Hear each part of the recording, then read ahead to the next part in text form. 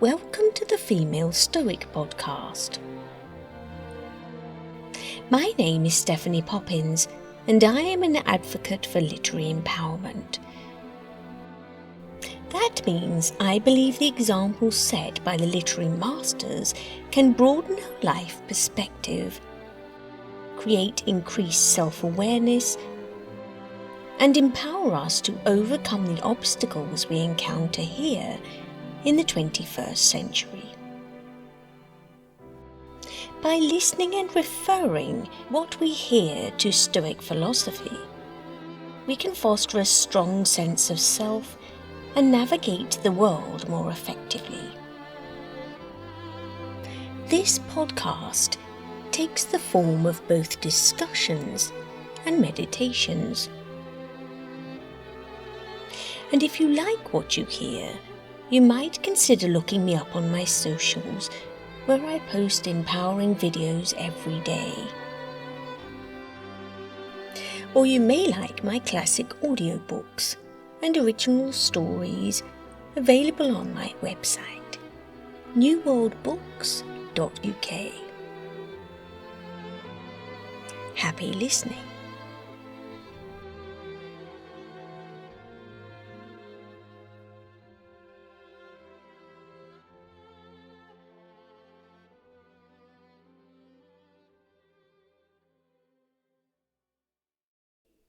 Hello and welcome to episode 51 of the Female Stoic podcast. Today we are looking at Agatha Christie and the cozy crime genre in relation to Stoic philosophy. Agatha Christie's work aligns heavily with Stoic philosophy. She often framed human wickedness as an irrational deficiency of the mind rather than a superhuman power. So this is echoing these Stoic views that vice is ultimately a form of ignorance. She's quoted as saying, "To rush into explanations is always a sign of weakness," and she is encouraging that calm, Stoic energy that the proponents of her philosophy had, specifically Hercule Poirot and Miss Marple. So, to rush into explanations is always a sign of weakness. This is suggesting that confidence speaks through calmness and clarity. And as Stoics, we know that to be true. So those who are certain about their stance are not feeling the need to justify themselves excessively. Silence and simplicity here in her characters represent strength, thoughtful communication, and composure over defensiveness. And this is why her characters come across so well. If we look at Poirot, this legendary Belgian detective is the physical embodiment of the Stoic emphasis on order, reason, and logic. When he's solving mysteries, he regularly invokes his little grey cells and reflects this Stoic ideal that one must rely on rationality over unbridled emotion. He remains steadfast in the face of chaos and demonstrates incredible self-discipline. When we look at Miss Marple, this quintessential village spinster, we see she operates with this acceptance of human nature, a Stoic acceptance, relying on her patience, her detached observation, and a deep understanding of human psychology to navigate her world calmly. She's championing here this idea of finding strength as well in her self-companionship. Agatha Christie was quoted as saying, "One must accept the fact that we have only one companion in this world, our own self." She here is viewing adversity as a test of character that one must endure, overcome with grace, and rely on oneself to be able to muddle through. So I must take this opportunity here now, of course, to plug my latest audio drama. Tuppence Stern and the Skipping Rope Scandal is available at Insight Timer now. Chapters are updated weekly. The blurb goes something like this. Potty pedagogue Tuppence Stern is the English teacher at St Ethelberg's Independent School for Girls, a free-thinking academy in Steeple Blustead, a village that has seen more than your average number of murders in its time. With the help of her best friend Bart and her not-so-platonic head teacher Martin, Tuppence manages to keep the school's reputation intact, much to the annoyance of the deputy head Alice Weed, who has been secretly sent to shut the whole place down. So take a listen, and if you like my voice and are interested in any of my original works, or indeed recordings of the classics, you can find the complete remastered versions wherever you listen to audiobooks. So let's talk cozy crime and stoicism. Combining stoicism and cozy crime makes perfect sense. Both are fundamentally about finding sanity, reason and order in a chaotic world. While stoicism provides the internal philosophical framework, cozy crime creates the perfect, often village-bound puzzle that tests those very virtues. While Stoicism teaches us to distinguish between what we can control and what we can't, in a cozy mystery, this bucolic setting and tight-knit community provide clear, confined boundaries. And in Tuppence Stern mystery, Steeple Blustead is bucolic. It's quintessentially English, it's beautiful, it's peaceful, an idyllic backdrop for murder. And the same in Miss Marple Mysteries and with Hercule Poirot. In this genre, detectives are focusing squarely on gathering clues which they can control, rather than reacting with frantic panic to the chaotic nature of the crime itself. And this, of course, feeds into the dramatic irony of it all, because murder, of course, is dramatic. It is chaotic. And this is the strength of cozy crime. We are taking a serious topic and we are reframing it as almost comforting and escapist, because of course the focus is on the characters rather than the crime itself, which is why this genre is so popular. It's about clue solving and characterization rather than the chaos itself. As Stoics, we view justice as a cardinal virtue. Cozy crime plots operate under a similar moral compass. Our plots revolve around fairness, intelligence, and the eventual triumph of right over wrong. If we look at iconic sleuths, they embody a deeply Stoic mindset. They're observing human nature calmly. They're using rational deduction, and they are refusing to let their emotions be disturbed by the unreasonable acts of the perpetrator. In each episode, we see the power of the pause in action. There's a distance created in order for our sleuth to cogitate, meditate, and ruminate. In her novel, The Moving Finger, Agatha Christie said, "Dogs are wise. They crawl away into a quiet corner and lick their wounds, and do not rejoin the world until they are whole once more." This here is depicting that space, that distance between the action and the reaction. The power of cozy crime is the avoidance of graphic violence and explicit content. The focus instead on intellectual puzzles and quirky characters. Logic is victorious here, and also the importance of community connections. This is a reassuring for us, reassuring return to the protection of our inner peace. And as we begin to see an increase, a surge towards authenticity and nostalgia in this century, we come to accept how necessary it is for us to be very selective over the choices that we make regarding entertainment and what we are feeding ourselves intellectually and audibly. So we are attempting here to restore the balance.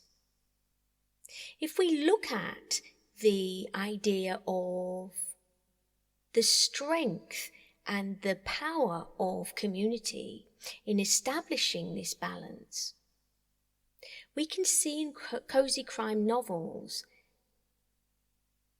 even though the community is disrupted by a murder, the community comes together, supports each other, and stays strong regardless. It does not break down.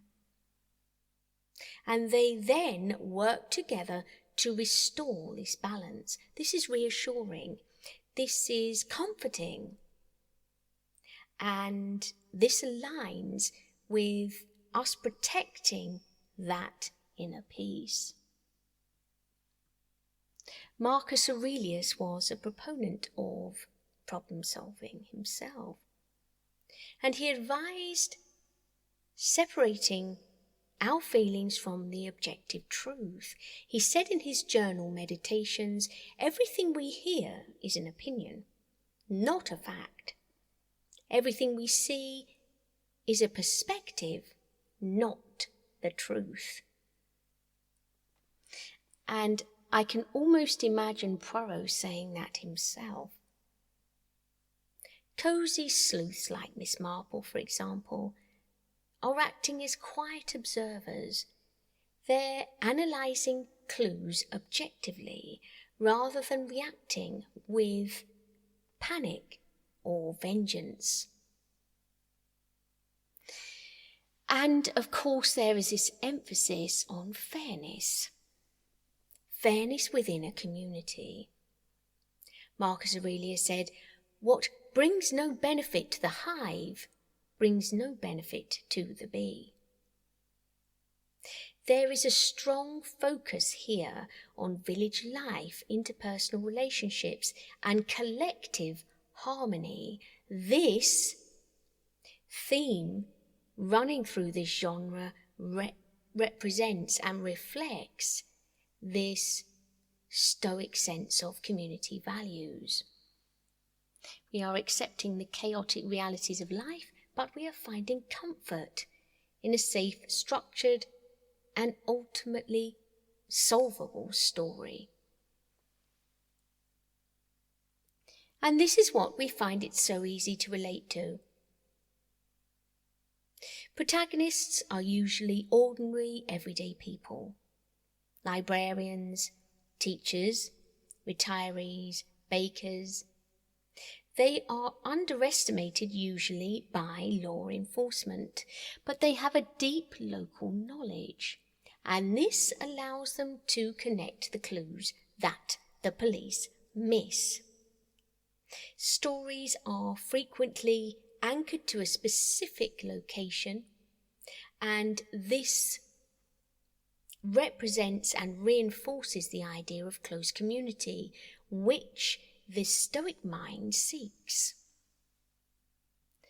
Violence is always off stage. Murders are presented as puzzles to be solved rather than a visceral or a gory event. This harm, this illicit act happens out of sight.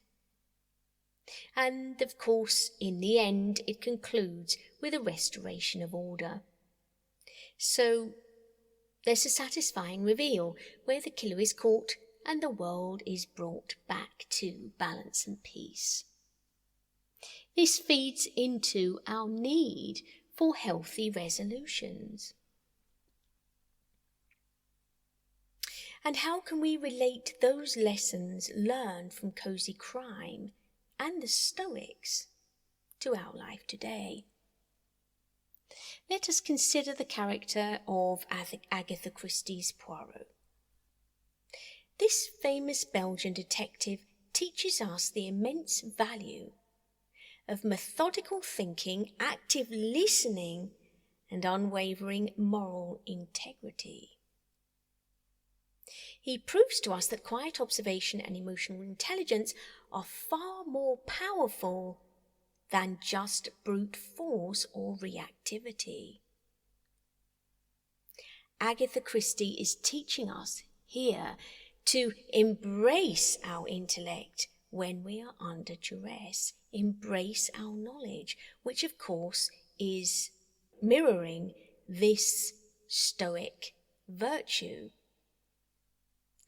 Poirot constantly relies on calm, structured reflection. He's teaching us to step back from the chaos and dedicate time to critical thinking. And of course, we can take reference to that and consider that that would benefit us in day-to-day life. The power is in the pause, detaching ourselves slightly from the action in order to manage our reaction. So Poirot here is listening to what is unsaid. His famous philosophy is if you let people talk enough, they will eventually give themselves away. You will eventually glean information that you may well not have done if you had not sat back and listened. That's a powerful lesson for us every day. Truly listening, truly focusing not just on the words people are saying, but the meaning behind them and the expression and the emotion they are attaching to those words. That's how we unlock the truth in what is being said.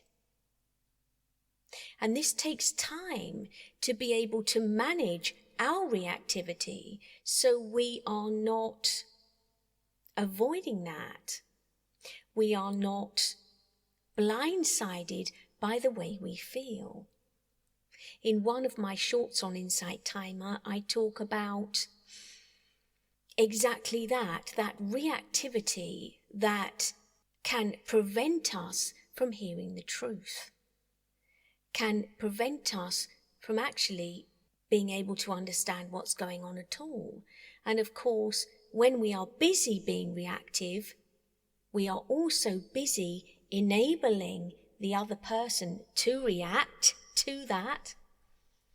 And then we lack the opportunity to hear the real information we need, the real point of view they have, and anything that we can then use to help us move forward. So Poirot is, as a character, urging us to seek the truth regardless of how ugly it might be. He's reminding us not to judge people based on, for example, their social standing, their background, or other externals like their outward appearance. He's advising us to stop, step back, wait, and let the truth reveal itself. And last but not least, he is teaching us, and so Agatha Christie is teaching us, to honour our individuality. Poirot and Miss Marple are unashamedly themselves. In the case of Poirot, he famously embraces his eccentricities, his meticulous dress, his distinctive moustache. He is an example to us to be brave when we are being our authentic selves. even if other people do not necessarily understand or appreciate that. We are honouring our higher self by being authentic and true to who we really are. We are not letting externals dictate who we really are. So to the journal task today. Today is a celebration of you. Just as Tuppence Stern is a little clumsy, quirky, unfazed by danger in spite of her physical inferiority, she is only 4'11". She is straight speaking in spite of how she is perceived. She is seeking the truth above all else. She is not interested in this regimented expectation of what Miss Weed, her antagonist, considers to be an effective teacher. And yet she is remaining effective because of her individual holistic approach to education, much to the disgust of Miss Weed, who seeks to undermine her at every turn.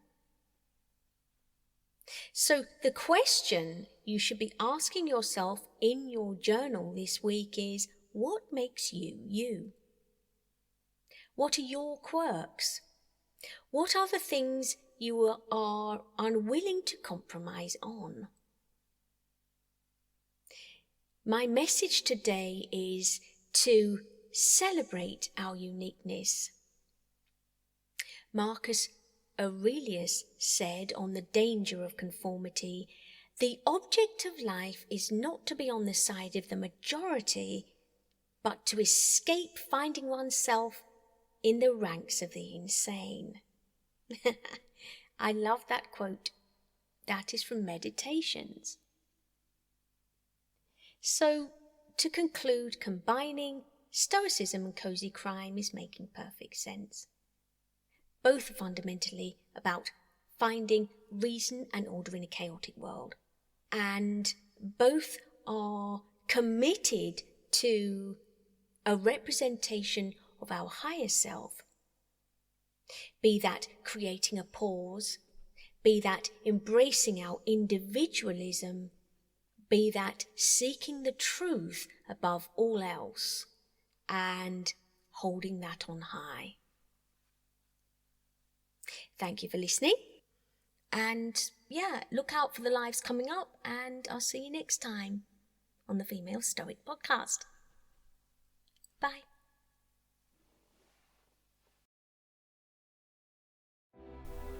Hey, Stephanie here. Thank you for listening to the Female Stoic Podcast. It is an honour, and I just want to say I really appreciate you being here. It's amazing the power of women in literature and the Stoic messages they have to share. Please, if you can, return the favour by spreading their words and sharing this podcast far and wide, so more of us can benefit from their wisdom. And don't forget to leave a review if you like what you heard. See you next time.